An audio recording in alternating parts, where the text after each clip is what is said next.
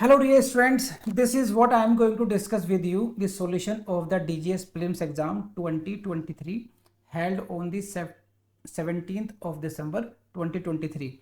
So in this exercise, I am going to read the questions and the options and will let you know what is the right answer in this, and I will try कि why it is right, जहाँ जहाँ possible होगा हम लोग पूरा speed से कहाँ पर कौन सा नहीं होना चाहिए वो भी डिस्कस कर लेंगे। और आप शायद इससे ये भी सीख पाएंगे how should we solve the prelims questions, कहाँ कहाँ पर कैसे कैसे प्रिकॉशंस हम लोगों ने लेने चाहिए, इसको भी देख सकते हैं हम लोग। तो मैक्सिमम टाइम आपके सामने केवल क्वेश्चंस वाली स्क्रीन रहेगी, मैं सामने नहीं रहूँगा, जहाँ ज़रूरत होगी वहाँ पर मैं सामने आपके आ जाऊँगा। तो let's start this, please see this now. This is question number 1. In which of the following situations can a stay of subsequent suit be granted under section 10 of the CPC? तो CPC के section 10 से आपके सामने question आया है, and in this case where the previous suit between the same parties is pending before a court which prima facie does not have jurisdiction. देखिए prima facie has does not have jurisdiction, तो this is not, ये यहाँ पे ये answer wrong हो गया। Where the first suit has reach the stage of final arguments, final arguments की कोई रिक्वायरमेंट ही नहीं है, सेक्शन 10 के इंग्रेडिएंट्स में फाइनल आर्ग्यूमेंट्स नहीं आते, तो आपको यहीं पर मिस अब करना क्या है, जहाँ जहाँ पर आपको लगता है कि डाउटफुल है, final arguments is doubtful thing, तो यहीं पर हम इसको अंडरलाइन करेंगे या इसको हम लोग एनसर्कल कर लेंगे और यहाँ पे लगाइए कटा कि नंबर 2 तो हो ही नहीं सकता अभी। अब थर्ड पर where the matters in issue in both the suits are substantially similar and it is pending between the same parties, ये हो सकता है आंसर। वेयर द, अब ये हुआ ना, अभी मैंने फाइनल नहीं किया, यहाँ पर मैंने केवल डाउट, मतलब यहाँ पर इट इज पॉसिबल, तो केवल एक डॉट लगाया। Where the previous suit between the parties on same issue has been decided on merits, नहीं होगा। Both suits should be pending as per sect, तो ये नहीं हो सकता। तो आपका 1, 2 और 4 तो ये हो नहीं सकते, और वैसे भी हमें लग रहा था कि it should be the answer, तो now we can say the 3 is the answer of this. इस तरीके से हमें सॉल्व करना चाहिए। Now come to the next question, which of the following is not a legal entity. अब ध्यान रखना what is this, it is not, तो वी शुड एनसर्कल दिस, हमें ये सर्कल करना चाहिए, ताकि क्या पूछा हुआ है, लीगल एंटिटी नहीं पूछा है, not a legal entity and therefore can not sue as a plaintiff in its own sole proprietorship firm, Hindu undivided family, registered partnership firm, statutory authority, ये सब कर सकते हैं। इसका आंसर है हिंदू अनडिवाइडेड, ये थर्ड नंबर इसका आंसर होगा। Hindu undivided family can not sue as a plaintiff, ये लीगल एंटिटी नहीं होती है। ये कॉन्सेप्ट बेस्ड क्वेश्चन था, लेकिन डायरेक्ट क्वेश्चन है तो इसमें बहुत ज़्यादा दिमाग लगाना नहीं, सीधा हो सकता है ये। Now come to question number 3, in which of the following situations after framing of issues does the defendant have a right to begin evidence prior to the plaintiff in a civil suit in view of the provisions of order 18 rule 1। See, so this is what relating to the right to begin at the as per the order 18 rule 1। अब यहाँ पे क्या question पूछा है इन्होंने कि defendant को right to begin कब मिलेगा, defendant have a right to begin the evidence prior to the plaintiff, plaintiff से पहले राइट टू बिगिन कब मिल सकता है डिफेंडेंट को, ये क्वेश्चन है आपका। ये अब देख लेते हैं क्या है सिचुएशन। ये डायरेक्टली हेडिंग से क्वेश्चन है ये। अगर आप देखेंगे ऑर्डर 18 रूल 1 देखेंगे, वहीं से स्पेसिफिक क्वेश्चन है राइट टू बिगिन, यानी कि एविडेंस शुरू करने का अधिकार किसके पास मिलेगा पहले, तो आंसर इज दिस। देखिए क्या है, where the facts set out in the plaint are admitted by the defendant but plaintiff's entitlement to relief is contested in law or on the basis of additional facts asserted by the defendant. Defendant seeks permission to lead, देखिए ये हो सकता है, ये लगभग वही language है जो 18(1) में दी गई है। Defendant seeks permission to lead evidence first due to old age और हर ऑफ हिज, और ओल्ड एज का कोई कॉन्सेप्ट ही नहीं है यहाँ पर, ये नहीं हो सकता। Either party can elect to begin first and thereafter it is the discretion of the trial court, ये क्वेश्चन की डिमांड ही नहीं थी, ये भी नहीं हो सकता। बोथ ए एंड बी नहीं हो सकते। अब आंसर इज दिस, यही आप सीधा सीधा रूल 1 में देखना, ये मिलेगा आपको, where the facts in the plaints are admitted by the defendant. उसमें लैंग्वेज पढ़ता हूँ आपके लिए मैं, अगर आपके लिए थोड़ा सा पढ़ता हूँ, देखिए क्या है, दिस इज दी, आपको आसानी हो जाएगी। The plaintiff has the right to begin, plaintiff का राइट होता है, राइट टू बिगिन होता है प्लेंटिफ का, लेकिन unless the defendant admits the fact, लेकिन इसका एक एक्सेप्शन ये है कि if the defendant admits the facts alleged in the plaint and contends that either on the point of law on the or on some additional facts alleged by the defendant, plaintiff is not entitled to any part of the relief. Simple सी बात है कि अगर defendant ये कहता है कि जी मैं एडमिट करता हूँ facts alleged by the plaintiff, plaintiff की फैक्चुअल स्टोरी को मैं एडमिट कर रहा हूँ, लेकिन ये जो रिलीफ क्लेम कर रहा है उसके एक पार्ट को मैं कंटेस्ट कर रहा हूँ, डिनाई कर रहा हूँ, plaintiff is not entitled to some relief sought by him. तो डिफेंडेंट ने क्या किया, डिफेंडेंट ने एडमिट करा, फैक्ट्स को एडमिट भी कर लिया, because of his admission and he is only partly contesting to the relief, therefore he gets the right to begin in such case. तो वहां पर ये है, इसलिए आपका आंसर हो जाएगा 1। Now come to question number 4, read it. Whether the service of summons through email without a copy of the plaint is valid service for reckoning the period of limitation for filing the written statement. Now let's see this. देखिए पहले question समझाता हूँ मैं आपको, मैं question ये है आपका,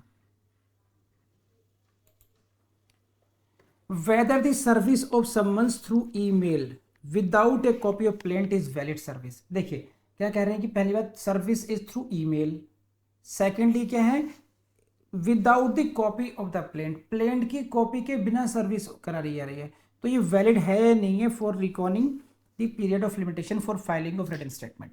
लॉजिक लगा के देखिए, रिटन स्टेटमेंट के लिए आपने लिमिटेशन पीरियड शुरू कर दिया without giving him the copy of plaint, how it is possible भाई। He can file the WS, defendant can file the WS only if he get the copy of the plaint, how it is possible otherwise, how can you start the limitation period. तो answer is, देख लीजिए, तो service yes तो हो ही नहीं सकता, valid तो हो ही नहीं सकता, तो यहीं से काट देते हैं इसको। No, summons must be accompanied with a copy of the plaint, answer is 2, यही आंसर होना चाहिए इसका बस। और क्या है देखते हैं, थर्ड देखते हैं, थर्ड में क्या है, yes defendant must contact the plaintiff for the paper book. Logical लगता है आपको, नहीं है, देखिए खुद ही आपको लग जाएगा, नहीं होना चाहिए। No service by email is not a valid service even if accompanied by paper book, नहीं, सर्विस ऑफ ईमेल अलाउड है, ऐसा नहीं है, but it should be with the paper book होना चाहिए। ये आपका I give you reference. Order 5 का रूल 9 आप देख लेंगे अगर, तो उसमें आपको रूल सब रूल 3 में मिल जाएगा कि और by any other means of transmission of documents including fax message और इलेक्ट्रॉनिक मेल सर्विस। तो ईमेल के द्वारा सर्विस हो सकती है, लेकिन जो बेसिक रूल है कि it is not accompanied by the plaint, ये गलत है, ये प्लेंट की कॉपी आपको देनी ही पड़ेगी, otherwise how can he file the WS। That is the gist of this question. So let's move, I hope कि आप समझ गए होंगे इस क्वेश्चन को। 5 पर आ जाइए, question number 5, in which of the following situations is review maintainable under section 114 CPC। अब देखिए यहाँ पे CPC का 114 तो दे दिया है आपने, लेकिन यहाँ से आपको आंसर नहीं मिलेगा, ये आंसर मिलेगा आपको ऑर्डर नंबर 47। रूल 1 में जाइए, रूल 1 आप अगर आप पढ़ेंगे, रूल 1 का क्लॉज 1 A B C को छोड़ करके नीचे मिलेगा आपको, who from the discovery of new and important matters or evidence which after the exercise of due diligence was not within his knowledge or could not be procured by him at the time when the decree was passed। Decree जिस समय पास की गई थी, अगर उस समय कोई piece of evidence ऐसा था, from the discovery of new evidence, if new evidence was discovered and which could not be produced, which could not be produced by him at the time of the passing of the decree, decree के समय उस piece of evidence को produce नहीं कर पाया था despite exercise of due diligence. तो due diligence exercise करने के बावजूद भी अगर किसी डॉक्यूमेंट एविडेंस को वो डिस्कवर नहीं कर पाया था, तो उसके बेस पर रिव्यू फाइल हो सकता है। उसी पर ये क्वेश्चन है, अब देख लीजिए क्या लैंग्वेज है इसकी।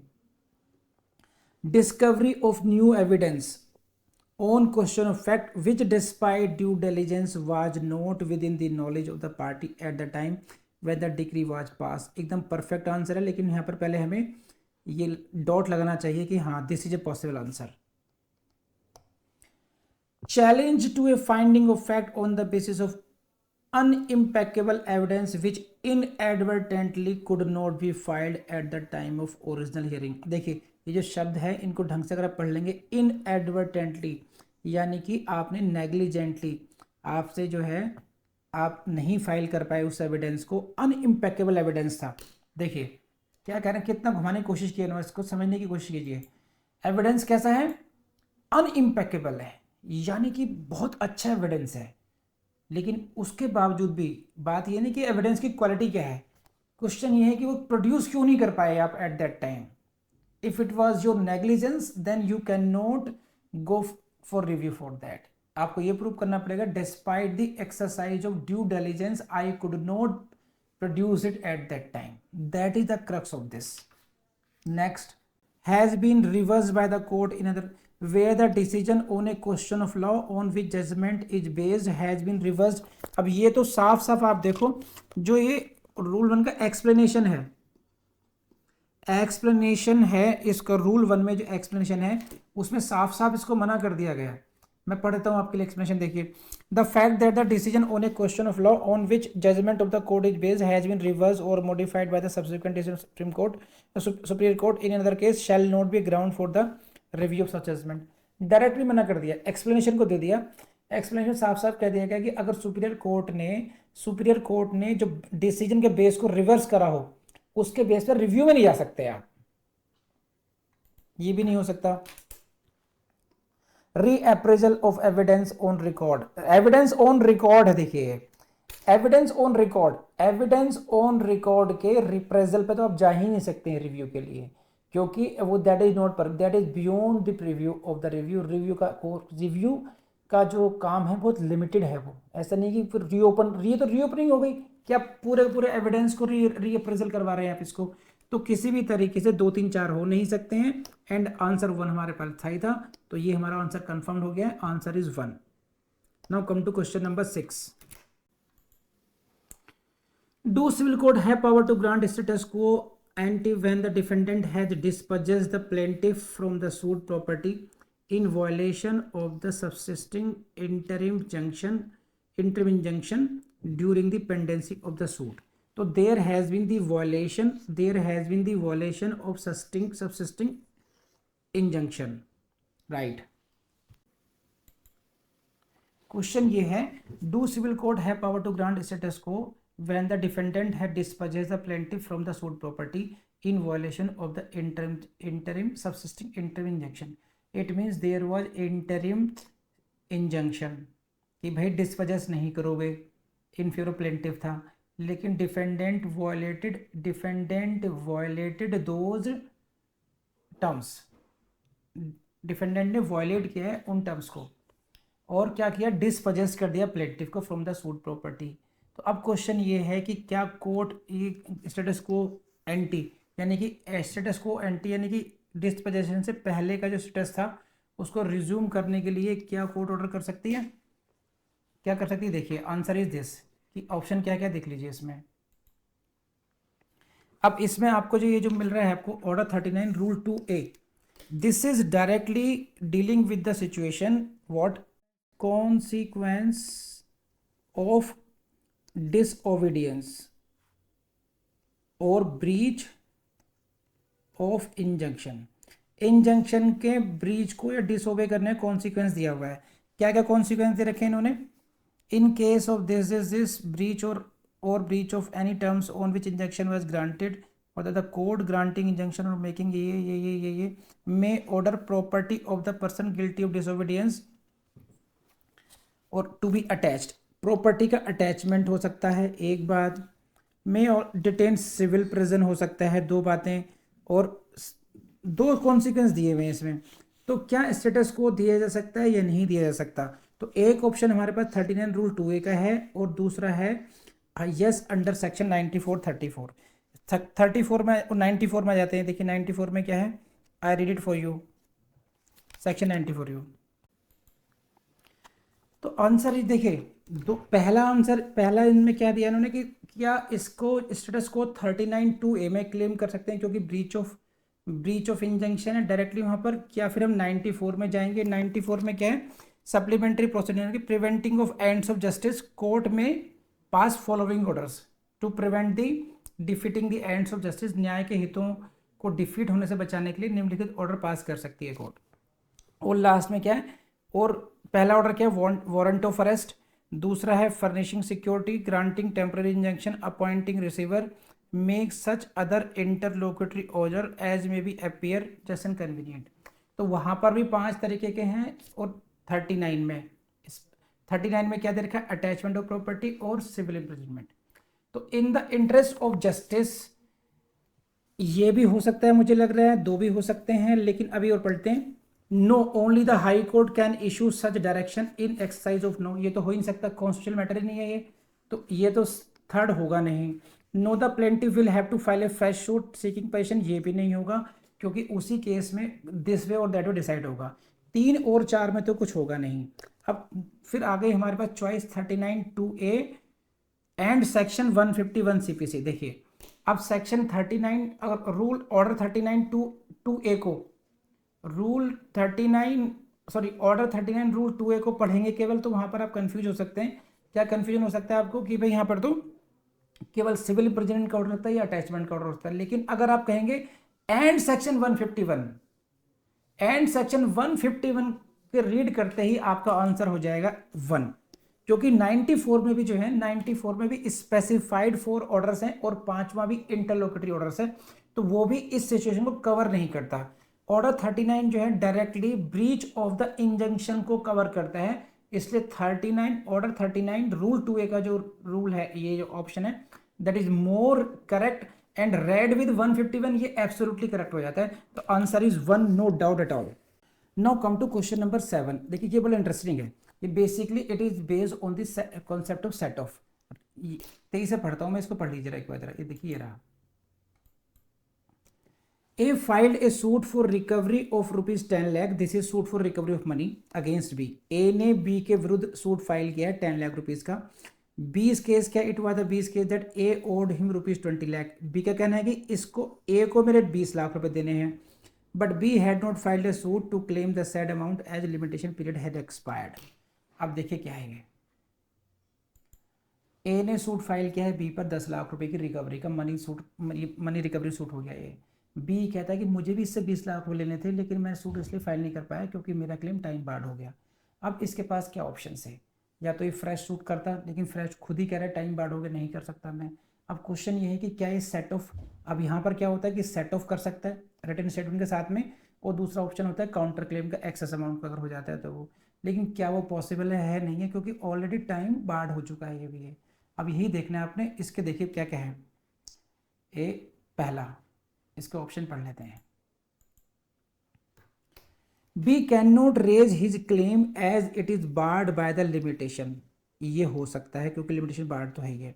B can raise his claim by way of separate counter claim, separate counter claim में कैसे करेगा, क्योंकि भाई जब वो टाइम बार्ड है तो ये भी नहीं हो सकता। And B can claim set off in written statement, B gets a new cause of action for filing a fresh suit after filing इस तो 4 तो हो ही नहीं सकता, fresh new cause of action तो हो ही नहीं सकता, तो 4 तो आप ओवर रूल कर दीजिए। B can claim set off in the written statement. अब देखिए इसमें क्या है, मैं आपको लैंग्वेज पढ़ देता हूँ, इसमें आपको समझ में आ जाएगा। जो सेट ऑफ का है ये हो गया order 8, order 8 rule 6, order 8 rule 6 में आ जाइए आप।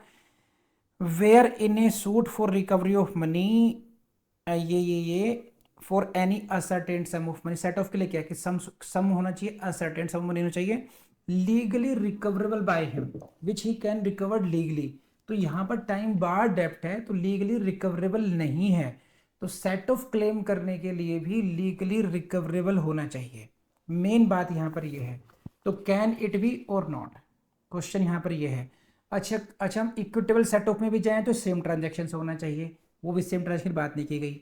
तो क्वेश्चन यहाँ पर ये कि B can claim set off और not, B can not claim set off, why, because this is not legally recoverable.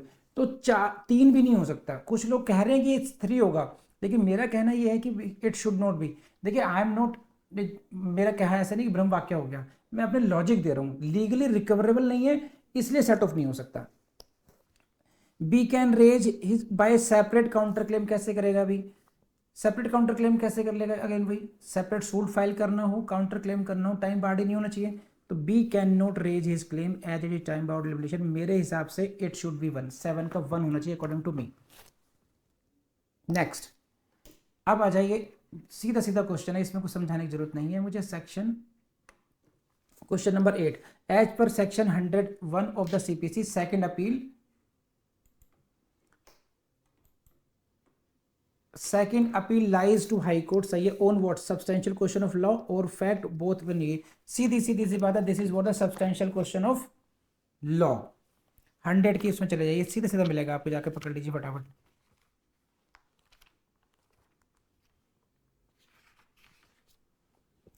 Substantial question of section 100 clause 1 पे सीधे से लिखा हुआ है, तो इसका आंसर है 1। ए plaint under Order 7 Rule 11 shall be rejected on which of the following grounds? Where it does not disclose a yes, इसके बेस पर रिजेक्ट हो सकती है। Where the suit appears from the statement in the plaint to abide by any law, ये भी possible है। And then therefore, अब देखो यहाँ पर दोनों आ गए, इसीलिए आपका आंसर हो जाना चाहिए इसमें both A and B appear by law। Question number 10, where it appears to the court that there exist elements of settlement which may be acceptable to both parties, the court can refer the party to which of the following, section 89 की direct language में लिखा हुआ है, arbitration भी है, consolation भी है, mediation भी है, ऑल ऑफ द अबव।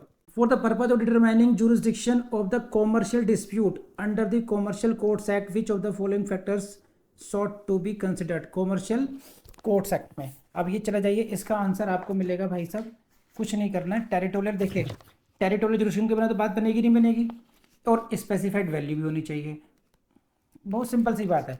देखिए इसमें डायरेक्टली नहीं मिलेगा, थोड़ा पढ़ के समझ में आता है, किसी भी कोर्ट का जुरिस्डिक्शन हो, कॉमर्शियल कोर्ट का है कोई को, it must have the territorial jurisdiction and, और टेरिटोरियल के साथ में पिक्यूनरी जुरिस्डिक्शन भी होना ही चाहिए। अब इसके आप ये देखो किस तरीके से करना चाहिए सॉल्व, आपको ये समझो। देखिए neither territorial jurisdiction nor specified value, is it possible, बताइए, कट लगाइए तो हो ही नहीं सकता। ओनली टेरिटोरियल जुरिस्डिक्शन कैसे हो जाएगा, ये भी नहीं हो सकता। ओनली स्पेसिफाइड, ये भी नहीं हो सकता, ये लॉजिकली नहीं हो सकता अगर पढ़ने रखा तब भी। तो आंसर शुड बी 1, डायरेक्टली या indirectly. Question number 12, the defendant instead of filing his written statement to a commercial suit filed application under order 7 rule 11, order 7 rule 11 में है रिजेक्शन ऑफ प्लेंट की, द एप्लीकेशन वाज डिसमिस्ड, तो ये application की dismiss हो गई, rejection वाली कि कोर्ट, ये था डिफेंडेंट ने ये कहा, डिफेंडेंट ने क्या करा, उसने WS तो फाइल नहीं किया, और क्या करा, एक एप्लीकेशन लगा दी ऑर्डर 7 रूल 1 में, O7R11 में रिजेक्शन ऑफ प्लेंट की, which was dismissed. In the main time 150 days had passed, 150 दिन पास हो गए since the service of summons on the defendant, यानी कि WS फाइल करने का जो टाइम है वो भी निकल चुका है। Now defendant prayed that it be granted 1 week to file the WS file करने के लिए। समझ रहे हैं आप कि WS फाइल करना चाहिए था। देखिए प्लेंट के बाद में अगर प्लेंट की कॉपी मिल गई, समन्स की सर्विस हो गई है, defendant is suppose to what, defendant is suppose to file the WS, along with that you could file the application for this, कि भी रिजेक्शन ऑफ प्लेंट का मामला है, ऐसा कर सकते थे आप, लेकिन आपने वैसा किया नहीं। अब आपका हो गया टाइम बाउंड, 150 डेज आगे चले गए हैं, तो क्या ये करनी चाहिए, इसके अभी वो सिचुएशन है, तो prayer for the extension of time मिला हुआ है। तो जो बियॉन्ड 90 डेज भी जो रूल है, जो ऑर्डर 8 है रूल 1 में है 30 डेज और 90 डेज का टाइम है ना, तो वो भी मैंडेटरी नहीं है, डायरेक्टरी है वो। As per the circumstances of the case court can decide कि एक्सटेंशन बी गिवन और नॉट। अब उसके बेस पर आंसर्स देख लेते हैं, ऑप्शंस देख लेते हैं क्या है। The court exercising its powers under section 1 with CPC shall grant defendant the time to file the written statement. यानी कि 151 को एक्सरसाइज करते हुए टाइम ग्रांट करना चाहिए.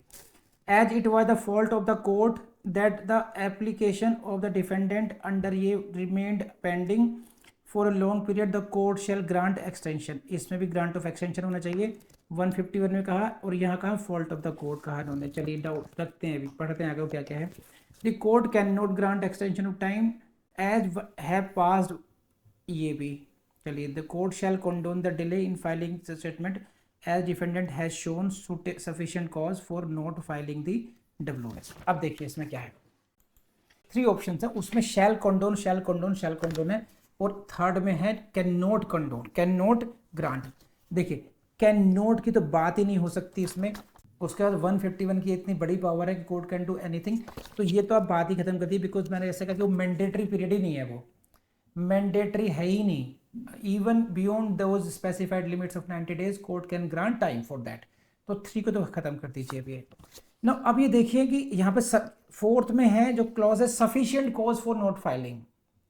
तो फाइलिंग मेयर फाइलिंग दैट वो रिजेक्शन ऑफ प्लेंट, ये कोई सफिशिएंट कॉज नहीं है. नेक्स्ट पर आ जाइए, ये डाउटफुल है. सेकंड में कि it was the fault of the court.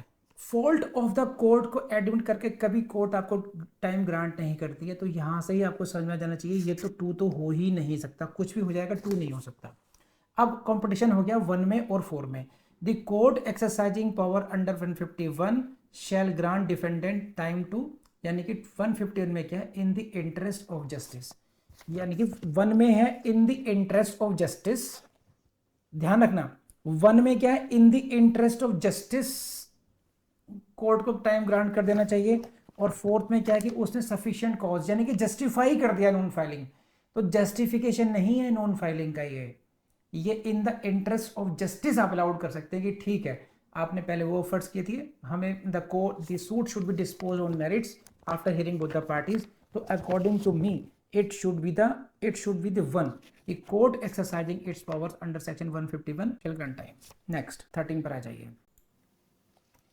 X and Y being both juristic entities, ध्यान रखना both being juristic entities have certain commercial disputes.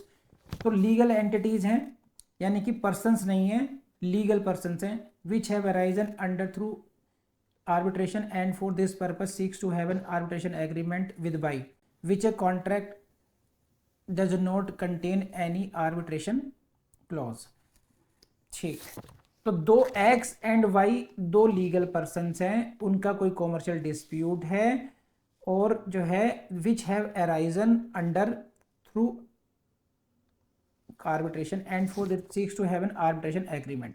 अब इसके लिए चाहते हैं कि हमारे बीच में कोई ना कोई आर्बिट्रेशन एग्रीमेंट होना चाहिए. This is what under a contract है ये. तो क्वेश्चन ये है बस यहाँ पर ये X wishes to resolve these disputes of the following which of the following is the possible option for X for the purpose of bringing about an arbitration agreement. देखिए बात ये है कि बहुत सिंपल सी बात है. मैं आपको पहले क्वेश्चन समझाता हूँ क्या है ये. 2 लीगल एंटिटी हैं, इनके बीच में कॉमर्शियल डिस्प्यूट है. पार्टीज एक ये जो एक्स पार्टी है वो ये चाहती है कि हम एक्स ये इसको आर्बिट्रेशन के थ्रू रिजॉल्व कर लें, जबकि आर्बिट्रेशन एग्रीमेंट है नहीं. तो आर्बिट्रेशन एग्रीमेंट के लिए दूसरे से रिक्वेस्ट करनी पड़ेगी. तो उसके लिए क्या क्या ऑप्शन है हमारे पास, हम कैसे कैसे कर सकते हैं. देखिए address a letter to Y proposing that disputes be resolve through arbitration and calling upon Y to agree. यानी कि यहाँ पर ये प्रपोज कर सकते हैं एक्स में propose to Y through a letter कि हम लोग let's agree on the same. Enter into an oral agreement. देखिए बी तो हो ही नहीं सकता बिकॉज लीगल एंटिटीज है, उनके बीच में आर्बिट्रेशन एग्रीमेंट ओरल कभी नहीं होगा, उसके लिए लीगल एग्रीमेंट होगा हमेशा. तो सेकंड तो हो ही नहीं सकता. File a civil suit praying that by B directed to enter into an arbitration agreement. मतलब डायरेक्शन दी जाए वाई को, ये पॉसिबल ही नहीं है कि एग्रीमेंट कराने के लिए without his consent, that is not possible. तो ये भी ऑप्शन नहीं है. File an application under section 11 and ये भी पॉसिबल नहीं है. तो answer is only what 1. This is Answer is 1. Come to question number 14. What is the date of commencement of the arbitration proceedings in relation to a particular dispute? Section 21 देख लीजिएगा. Date on which a request for that dispute to be referred to arbitration is received by the opposite party. Section 21 में सीधा सीधा लिखा हुआ है, जाके देख लीजिएगा. 14 का 2 है ये. 15. In an arbitral proceedings with 3 arbitrators, the arbitral award should be signed. ये हुआ आपका, आप जाकर देख लीजिएगा भाई साहब. सेक्शन 31 मिल जाएगा. Any two arbitrators so long as it as the reason for any omitted signature stated. बस सीधे से मिलेगा. मेजॉरिटी के द्वारा हो जाना चाहिए. डायरेक्ट समझाने की कोई बात नहीं. सेक्शन 31 पढ़ लेना, आपको आंसर मिल जाएगा 15 का 4. An application under section 33 arbitration act can not seek correction of any computation error, correction of clerical. अब ये ध्यान रखना क्या है, कैन नॉट सीक है. ये सेक्शन 16 में जैसे यहाँ पर कैन नॉट दिखाई दिया तो आपको यहाँ पर लगाना चाहिए, कैन नॉट को गोल करना चाहिए. Never forget this. सेक्शन 33 में करेक्शन के लिए क्या क्या किस किस चीज़ करेक्शन हो सकता है ये दिया गया है. Review of the award on the ground of an error apparent on the face of record, interpretation of a specific. तो देखिए क्या नहीं हो सकता. तो सेक्शन 16 में आप चले जाइए, तो सेक्शन 16 में आप देखेंगे कि वहाँ पर करेक्शन भी हो सकता है, वहाँ पे कंप्यूटेशन का करेक्शन हो सकता है, क्लरिकल और टाइपोग्राफिकल एरर का भी हो सकता है, इंटरप्रिटेशन के लिए भी अलाउड है. लेकिन review of the award on the ground of ये नहीं है. This answer is 3. Can note, this is not possible under section 33.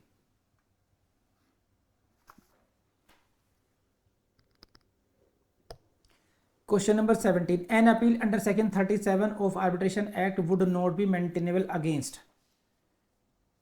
Appeal would not be maintainable.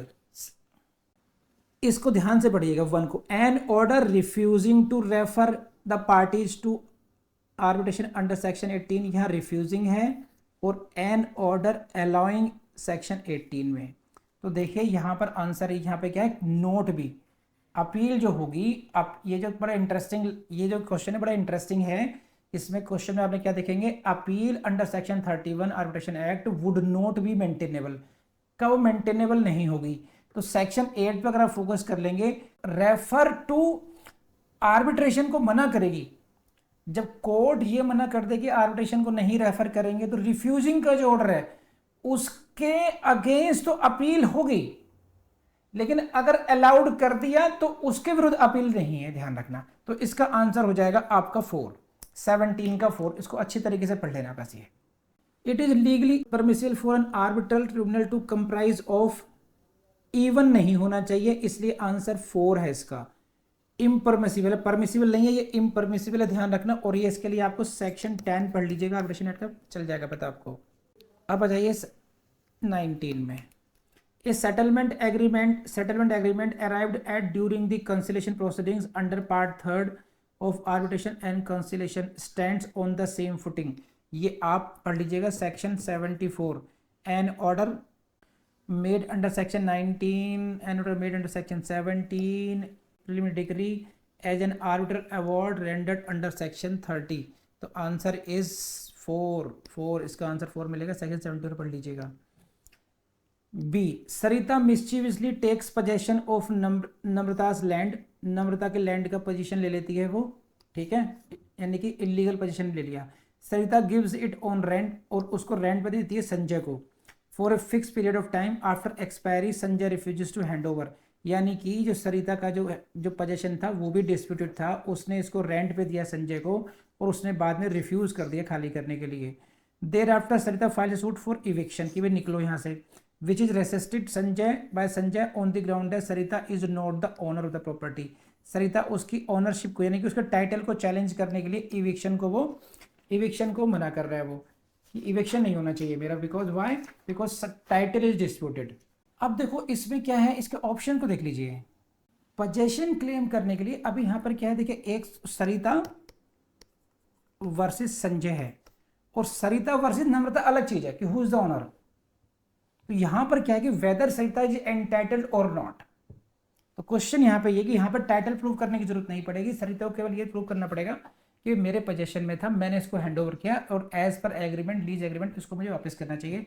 तो मेरे हिसाब से देखिए पहला क्या है, देखते हैं पहले क्या क्या इसके पढ़ते हैं तसल्ली से, इतना आसान भी नहीं है, पढ़ते हैं ढंग से इसको। Understand. Sarita is entitled to a degree of eviction since it is not open to Sanjay to question her title over the property. Yes, he is not entitled according to me to question his title. ये lessee है, lessee is not entitled to challenge the title of the lessor, that's it. Sarita is not entitled to degree of eviction since she is not the owner of the property. ये जरूरत नहीं है, ये decide ऐसे नहीं कर सकते। Only Namrata can maintain should not at all. Sarita has to be evicted, Sanjay has to be evicted but Sarita can not be hand over position. ये भी नहीं हो सकता, पंचायत नहीं हो रही कि साहब तुम उससे तो खाली करना पड़ेगा, लेकिन तुम पोजीशन उसको करेंगे। No, the court should inquire in from the Namrata. Court का ये काम नहीं है कि कोर्ट खुद इंक्वायर करेगी, इट इज द नम्रता को कोर्ट को अप्रोच करना चाहिए। तो फोर्थ भी नहीं हो सकता है, कोर्ट की ड्यूटी नहीं है कि वो इंक्वायर करे इसमें। कोर्ट की ड्यूटी ये नहीं है कि वो पूरा डिस्प्यूट में खुद जाए और खुद डिसाइड करे कि इसके क्या राइट्स है। नो, जो पार्टीज वहां पर आ गई है उनके बीच में क्या डिसाइड होना है, दैट्स इट। तो वेदर यहाँ पर उसको पोजेशन उसको क्लेम कर सकती है, नहीं कर सकती, आंसर इज पोजीशन क्लेम कर सकती है। मेरा टाइटल डिफेक्टेड है या नहीं है, that is none of your business. तो according to me the answer should be Sarita is entitled to the degree of eviction since it is not open to Sanjay to question her title over the property. मेरे हिसाब से ये होना चाहिए, बाकी लोग कुछ भी कहें इसमें, आई मे बी रॉन्ग ऑल्सो, मैं ये क्लेम नहीं कर रहा, लेकिन मेरा मानना 99% मेरा अपना मानना ये है। अगर किसी को कुछ अपोजिट व्यू हो तो आप कमेंट बॉक्स में भी लिख सकते हैं इसमें और मुझे बता सकते हैं, अपना रीजन दे सकते हैं कि क्यों नहीं होना चाहिए। Number 21, what is the minimum number of witnesses required to prove a fact under the Indian evidence act? You know it very well, no particular number is prescribed, answer is 4. There is nothing to explain in this question. Question number 22. Selvam went on trek in the Himalayas and went missing, and neither his family nor friends heard from him for many years. What is the number of years after which it can be presumed that he is dead? Presumption of death under the Indian Evidence Act after 7 years. No need of discussion in that. Section 107 read with section 108 Evidence Act पढ़ लेना, समझ में आ जाएगा आपको। George is on trial for the murder of his neighbour Victoria. George पे murder का trial चल रहा है, ठीक है। George informs his lawyer Pankaj before the bail hearing that he is in fact guilty of murder. ध्यान रखना, तो ये हो गया, जॉर्ज ने कन्फेशन किया है अपने लॉयर को, Pankaj is the lawyer, and उसमें यानी कि this is what confession to advocate Pankaj during the course of defending. George also comes to learn that George is plotting to kill Sophia. अब देखिए ये during proceedings illegality सामने आ गई है। Who is girlfriend? Which of the following is true? तो I believe आप इसको समझ पा रहे हो, थोड़ा सा कॉन्सेप्ट है इसमें, ये है प्रिविलेज्ड कम्युनिकेशन, प्रोफेशनल कम्युनिकेशन है। This is what privileged professional communication, section 126 evidence act, ठीक है। अब समझ लीजिए, देखिए यहाँ पर क्या किया, जॉर्ज ने उसको अपने कन्फेशन किया कि हाँ मैंने मारा, मुझे बचा लो, तो ये तो प्रिविलेज कन्फेशन में आएगा। लेकिन ड्यूरिंग प्रोसीडिंग्स जो इलीगलिटी उसकी नॉलेज में आ गई, क्या वो प्रिविलेज है? नो, वो प्रिविलेज नहीं है। देखिए ये रहा, पढ़ते हैं, इसके इंटरेस्टिंग है थोड़ा सा ऑप्शन इसके, देखिए क्या है। George confession to the murder of Victoria is privilege communication, इतनी बात ठीक है। But his intention to murder Sophia is not protected from his disclosure. ये मुझे एकदम सही लग रहा है, लेकिन हम डाउट यहाँ पे अभी डॉट लगा के चलेंगे बस में अभी। अब आगे बढ़ते हैं। George's confession in respect of murder of Victoria as well as his intention, ये are both privileged communications and protected from disclosure. तो ये डाउटफुल है, इसका जस्ट अपोजिट है 1 का 2, 1 और 2 में कंपटीशन हो गया। कंपटीशन कितना है कि सेकंड जो है वो प्रिविलेज है या नहीं है वैसे तो। Neither George confession in respect of murder is NOR his intention is protected, ये तो हो ही नहीं सकता। जॉर्ज का जो कन्फेशन है वो तो 1000% प्रोटेक्टेड है। ये 3 तो हो ही नहीं सकता। George confession to the murder Victoria is not a privilege, ये भी नहीं हो सकता। तो 3 भी नहीं हो सकता, 4 भी नहीं हो सकता, 1 और 2 में थोड़ा सा डाउट था, तो यहाँ पर आंसर इज 1। दोबारा पढ़ लेते हैं, जॉर्ज कन्फेक्शन इज प्रिविलेज्ड, और जबकि second part about the murder of Sophia is not protected. तो यहाँ पर सीधा 126 एविडेंस एक्ट पढ़ लेना। Which of the following constitute secondary evidence section, इसमें तो कोई जरूरत ही नहीं है, सेक्शन 63 पढ़ लीजिए। सेक्शन 63 पढ़ेंगे आपको समझ में आ जाएगा क्या है उसमें। Copies made from the original, कैसे, by mechanical manner, in which in themselves ensures the copy of an oral accounts of the contents of a document who has seen। बिल्कुल सही बात है, आंसर 1 भी है 2 भी है, तो बोथ 1 and 2 करेक्ट है, आंसर इज 3, इसमें कोई कंफ्यूजन ही नहीं है। 25 पेपर बहुत सिंपल है, इस बार का मुश्किल नहीं है। Which of the following is the punishment for the counter fitting.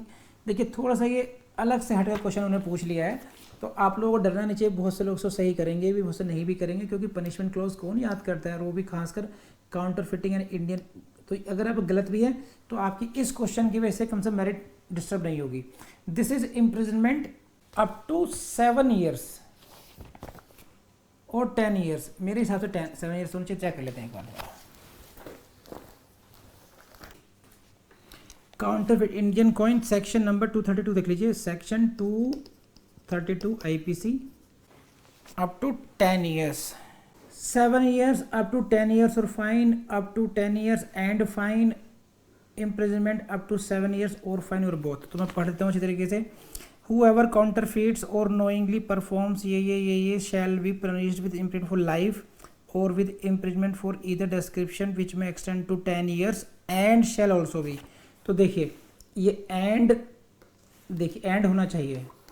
अब ये 10 years दोनों में कॉमन है, इधर इम्प्रिजनमेंट 10 years की और fine, no imprisonment 10 years and fine, तो आंसर शुड बी 3, ये ध्यान रखना, इसमें आंसर शुड बी ये है। तो ध्यान, ऐसे क्वेश्चन में ध्यान देने वाली बात होती है। देखिए यहाँ पर भी 10 years था, यहाँ पर भी 10 years था। मैं आपको ये भी टीच करना चाह रहा हूँ कि क्वेश्चन को अटैम्प्ट कैसे करना चाहिए। दोनों में 10-10 है, लेकिन यहाँ पे और का अंतर है, और एंड का। अगर आपने ये अप्रिशिएट कर लिया तभी आप अपनी मेरिट को आगे बढ़ा सकते। 26 पर आ जाइए।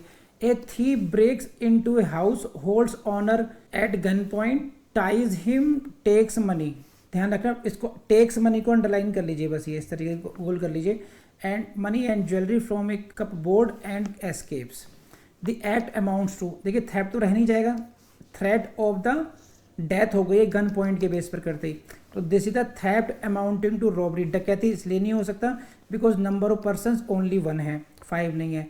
एक्सटॉर्शन इसलिए नहीं हो सकता क्योंकि यहाँ पर उसको कोई इसने थ्रेट नहीं किया है, थेफ्ट ओनली हो नहीं सकता, तो 1 नहीं हो सकता, 3 नहीं हो सकता, 4 नहीं हो सकता, तो directly and indirectly answer is 26 की clause 2। 27 a peon clandestinely takes an office file from the office of chief engineer of PWD। तो यहाँ पर क्लैंडस्टाइनली हुआ, यानी कि छुपते छिपाते हुए ले लिया है, ओके।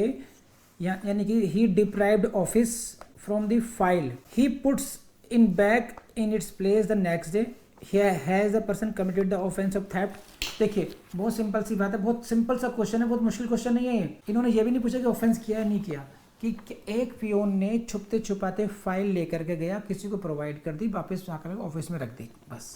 तो क्या उसने चोरी का अपराध किया? उन्होंने चोरी का पूछा सिर्फ, ज़्यादा कुछ पूछा ही नहीं है। बहुत सिंपल सा पेपर है इस बार डीजेएस का। नो ऑफेंस इज कमिटेड, ये तो हो ही नहीं सकता। नो ऑफेंस इज कमिटेड, ये हो ही नहीं सकता।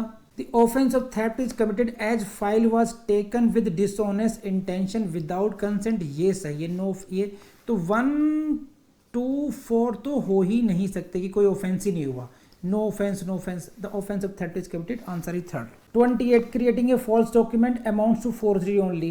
There is an intent to cause injury to the public, yes. Fraud on person, ये भी सही है। There intent to cause a person to enter into impression, yes. All of the, इसका आंसर होना चाहिए 28 का आंसर है 4। बहुत सिंपल सी बात है, ज़्यादा घुमा फिरा के है नहीं, डायरेक्ट क्वेश्चन है। 29 a person enters another's house without seeking permission, दूसरे घर में घुसते without permission, without consent, has he has committed house trespass, yes.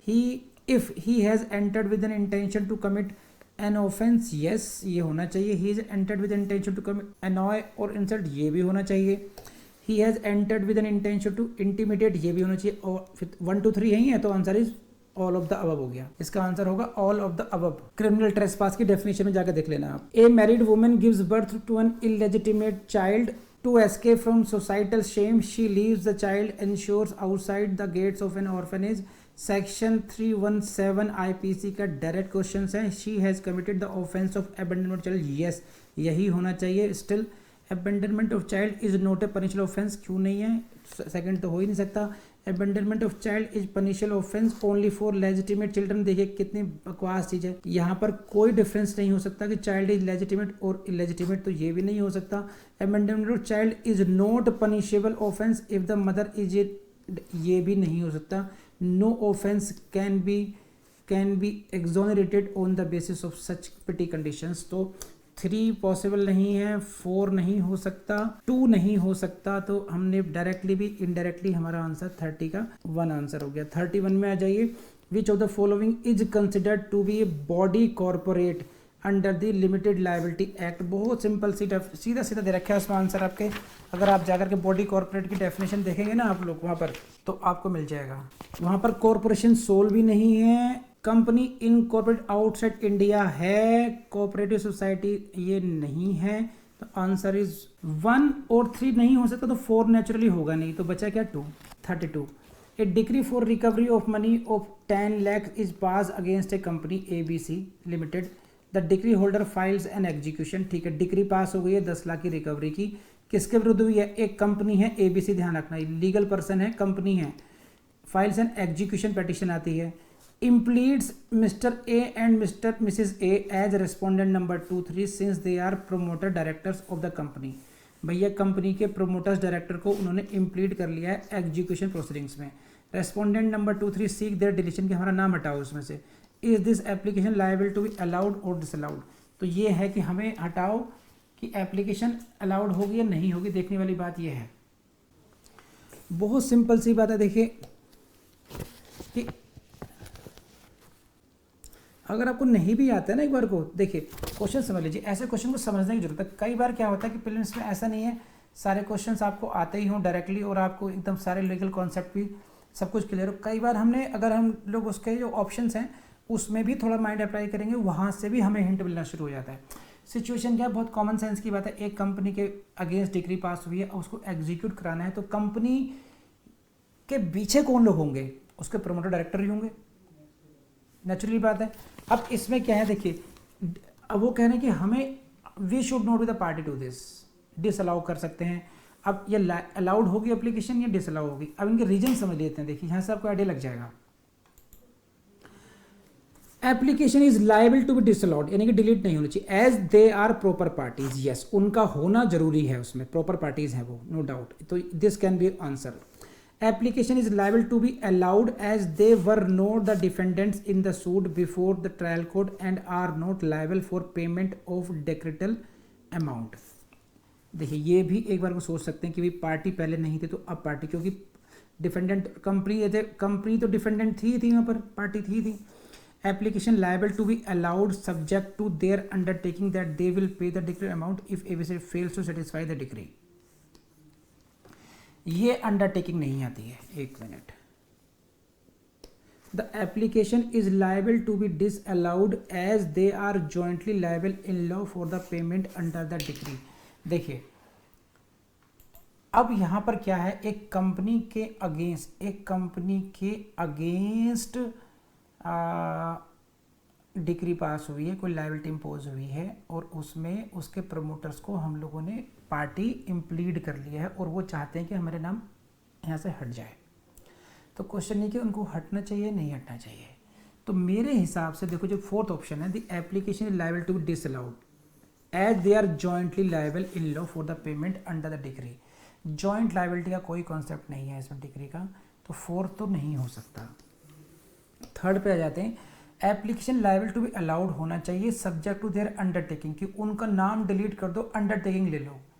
ऐसा भी नहीं हो सकता अंडरटेकिंग लेकर के, क्योंकि पार्टीज बने रहने में कोई प्रॉब्लम नहीं है, because they are as a proper parties, necessary party का कॉन्सेप्ट नहीं है इसमें। तो ये भी नहीं है कि अंडरटेकिंग दे दें कि भाई अगर कंपनी नहीं दे पाएगी तो हम देंगे। I don't think this should be. Application liable to be allowed, undertaking के बेस पर उनको नहीं हटा सकते हैं। Application liable to be allowed as they were not the defendants in the suit before the trial court. देखिए legal person थी company जिसके विरुद्ध था, अब तो केवल एग्जीक्यूशन प्रोसीडिंग्स हैं और एग्जीक्यूशन प्रोसीडिंग्स का प्रॉपर डिस्पोजल हो जाए इसलिए उनको पार्टी में प्लीड किया गया है। तो एज यहाँ पर हम कह सकते हैं कि as they are proper parties in this case, तो आई बिलीव कि दिस आंसर शुड बी 1 इसमें मेरे हिसाब से। You may differ. Where would a suit for compensation for the wrongs to a person be instituted if the wrong is committed. सीधा सीधा section 19 CPC का question दिख रहा है, देख लेते हैं फटाफट। ये सूट कौन सा है? For compensation for wrongs to a person, section 19 CPC. पढ़ लेना कहाँ पर होगा कि जहाँ पर कॉज ऑफ एक्शन राइज हुआ, जहाँ रॉन्ग हुआ वहाँ पर होगा। यहाँ डिफेंडेंट रिजाइड करता है तो जहाँ पर रॉन्ग टुक प्लेस यस, जहाँ पर डिफेंडेंट प्लेंटिफ के रेजिडेंस से कोई मतलब नहीं है तो फोर्थ में 1 और 2 का ऑप्शन आ रहा है, तो आंसर इज 33 का 4। 34 upon institution of a suit summons may be issued to the defendant to appear on such day. 34 देख लेते हैं। नोट बियॉन्ड 120 डेज तो होता नहीं है, 90 डेज 6 डेज भी नहीं होता है, 30 डेज का आंसर होगा इसका, क्योंकि पहली बात तो पहला फर्स्ट है। देखिए यहाँ पे 90 डेज का भी होता है, ध्यान रखना। आप लोग कई बार कंफ्यूज हो सकते हैं कि साहब 90 डेज तो मिलते हैं, 90 डेज क्यों नहीं हो सकता? क्योंकि वो फर्स्ट प्रेफरेंस नहीं होती। पहली बात तो टाइम 30 डेज का ही मिलता है। वो तो अगर नहीं कर पाता, फेलियर नहीं कर पाता, then he can seek time further time. Otherwise जो जनरल रूल है दैट इज टू फाइल टोलर्स विद इन 30 डेज। तो नॉट बियॉन्ड 30 डेज यानी कि विद इन 30 डेज करना चाहिए आपको। यही answer is 4। 35 the court may on the application of the decree holder order execution of the decree. Execution कैसे कैसे हो सकता है? Delivery of any property specifically decreed only to the extent of property of the deceased which has come to his hands and has not been fully duly disposed of. Yes, one is by attachment and sale और by the sale without attachment, ये भी सही है। Bye appointment of A receiver, ये भी होता है। और ऑल ऑफ द अबव भी है क्या? All of the above. The answer is 4। Answer is 4 execution of decree. Section 51 CPC पढ़ लेना, आपको समझ में आ जाएगा।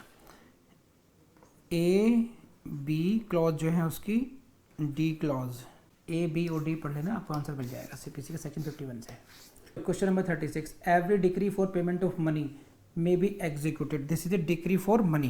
Detention in civil prison, yes.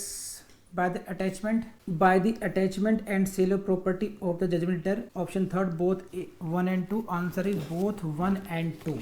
37 summary suits under order 37 apply to following classes. Bills of exchange, hundis, yes. Suit seeking recovery of liquidated debts, yes. Suit seeking damages for breach of contract, ये थोड़ा third is not there, इसलिए इसका जो answer है वो both 1 and 2 ही है। जाके पढ़ लीजिएगा ऑर्डर 37, रूल 1 में ही आपका काम चल जाएगा। Question number 38 if A suit which does not seek any urgent relief, if A suit which does not seek any urgent relief is filed against a public officer section without issuance of prior notice. देखिए section 80 की clause 1 कहती है कि notice देना चाहिए, और इसी के साथ अगर नोटिस की, if I am not wrong, section 80 की क्लॉज 3 में अगर हम देखते हैं का प्रोविजो, नहीं सेकंड, क्लॉज सेकंड, सेक्शन 80 की 80 क्लॉज 2 का आप प्रोविजो देख लीजिए, वहाँ पे मिलेगा रिटर्न ऑफ प्लेंट। रिटर्न अगर कंप्लायंस नहीं कर रखी है तो रिटर्न कर देगी प्लेंट। तो answer is 32 clause 2। 39 eight which of the following stages can the court add और स्ट्राइक आउट द पार्टी। तो देखिए दिस इज व्हाट 39 का इट शुड बी ए, और आप जाइए ऑर्डर 1 रूल 10 की क्लॉज 2 को पढ़ लीजिए जा करके, भगवान आपका भला करे। ये कहाँ रहा, 1 सेकंड मैं भी चेक कर लेता हूँ एक बार। यस, ऑर्डर 1 कोर्ट में at any stage of the proceedings, बस ठीक है। कोर्ट यहाँ साफ साफ लिखा, कोर्ट में एट एनी स्टेज प्रोसीडिंग, पहली लाइन में मिल जाएगा आपको ऑर्डर 1 रूल 10 की सब क्लॉज 2 में। Section 40 in year 2019 as to while state of Jammu and Kashmir was bifurcated. अच्छा, ये अब जीके क्वेश्चन आने शुरू हो गए हैं। Into the state of Jammu and Kashmir, देखो लड़ाई अभी तक स्टेट तो बना ही नहीं है वहाँ का वो, and the state of statehood की लड़ाई लड़ रहे हैं, स्टेट नहीं है। UT of Jammu and Kashmir है, and state of Ladakh, Ladakh भी स्टेट नहीं है, यूटी है। तो 1 2 3 तो हो ही नहीं सकते हैं। UT of Jammu and Kashmir, UT of Ladakh, yes answer is 4। The judgement of supreme court in Vishakha, सब जानते हैं प्रिवेंशन ऑफ सेक्सुअल हरेसमेंट, सोचना नहीं है। Largest bench of supreme Court Keshav Bharati case 13 जजेस की थी, सोचना नहीं है। Which of the largest high court of the country, भैया सोचना नहीं है, second Allahabad. Recent decision of supreme court in Supriyo same sex marriage, who was the first chief justice, H.J. Kania. The doctrine of state decisions, judicial precedents. 47, the bill which was introduced by the government in parliament seeking to replace Indian Evidence Act but now stands withdrawn is called भारतीय नागरिक सुरक्षा संहिता, no. न्याय संहिता, no. साक्ष्य bill 47 का 2। Recently enacted 106 amendment provides for 1/3 seats of various legislatures to be reserved for women. Lok Sabha को है, state assemblies को है, लेजिस्लेटिव दिल्ली को भी है। क्या है देखो ये, which of the following legislative bodies is not, note को गोल करना चाहिए हमेशा, included. Rajya Sabha is not included, 48 का 3। Ordinary the duration of anticipatory bail granted, ये सीआरपी शुरू हो गई, is to operate only till the filing charge, no. Is to operate till cognizance of, no. Is to operate till the accused is summoned, no. Is to operate without any restriction as to time and can also continue till the end of the trial, answer is this 4. Any person agreed by refusal by the officer in charge, SHO हो गया, to record FIR, किस, बहुत simple सा question है, section 154 CRPC, किसे करेगा, सीधा कुछ कर सोचना नहीं है इसमें, तो concern SP of the SP। तो ये हो गए आपके 50 क्वेश्चन।